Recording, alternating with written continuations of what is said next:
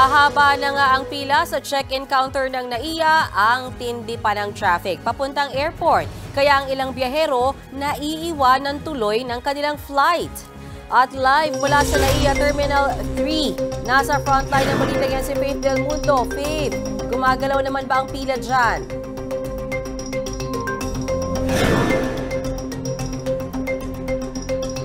Yes, may nabawasan na nga yung haba ng pila ng mga pasahero sa check-in counter. Dito yan sa NAIA Terminal 3, no? Kumpara nga kanina na napakahaba ng pila sa mga counter.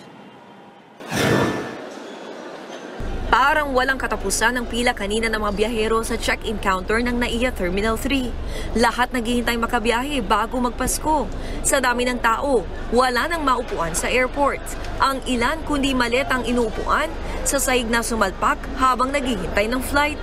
Ayon sa Manila International Airport Authority, simula December 15, nasa 135 hanggang 142,000 na pasahero ang dumagsa sa NAIA kada araw. Kumpara sa 120 hanggang 130,000 passengers kada araw nung hindi pa holiday season. Mas titindi pa raw yan hanggang sa weekend bago mag-Noche Buena. Pahirapan din ngayong makarating sa NAIA. Si Sherry hindi na nagpalit ng damit pagkatapos ng trabaho at nagmamadaling dumiretso rito mula sa Laguna. Kahit hating gabi pa ang flight pa Japan, alauna pa lang ng hapon, andito na siya sa airport para lang makasigurong hindi siya maiiwan ng flight.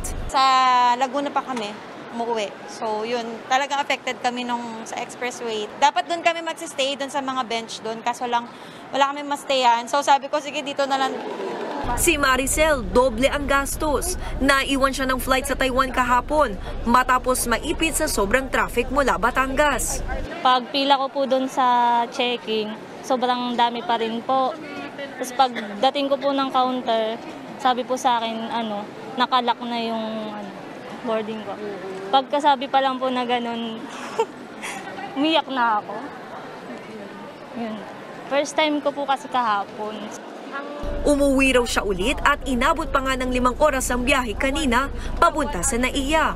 Nagbayad din siya ng higit 5,000 pesos para sa rebooking. Nakakapanghinayang pa rin po dun sa pera na ko. Pero kailangan po kasing pumunta. Inalerto na rin ng Philippine Airlines sa mga pasahero sa matinding traffic sa NAIA's Skyway exit ramps. Payo nila, agahan ng biyahe at dapat daw nasa airport na 3 oras bago ang domestic flight at 4 na oras naman kung international ang biyahe. Ayon sa MIA, makakatulong din kung gagawin na online ang mga transaksyon sa airport.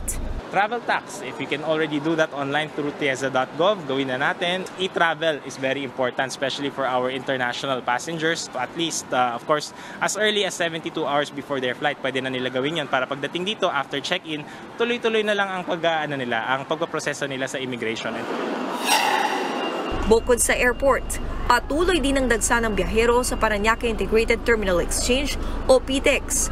Wala nang masasakyan ng mga pasaherong papuntang Bicol, Batangas, Cavite at maging Davao.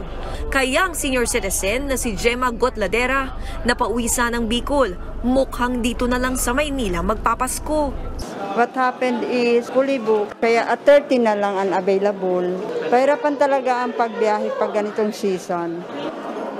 Magbibigay naman daw ng special permits ang LTFRB para madagdagan ng mga bumabiyahing bus.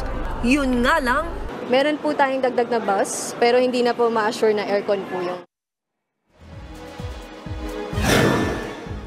Mayan, kung madami na nga yung pasahero dito nga sa NAIA ngayong araw, abay asahan na mas dadagsa yung dami ng pasahero bukas sa araw nga yan ng Biyernes. Samantala naman, mas mahigpit na seguridad ang ipinapatupad sa NAIA para na nga rin yan sa kaligtasan ng mga pasahero.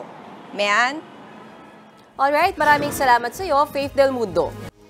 Mga kapatid, Mayan Los Baños po. Huwag magpahuli sa mga balita at impormasyong dapat ninyong malaman. Para sa mas malawak na balitaan at diskusyon, mag-follow at mag-subscribe sa social media pages ng News 5.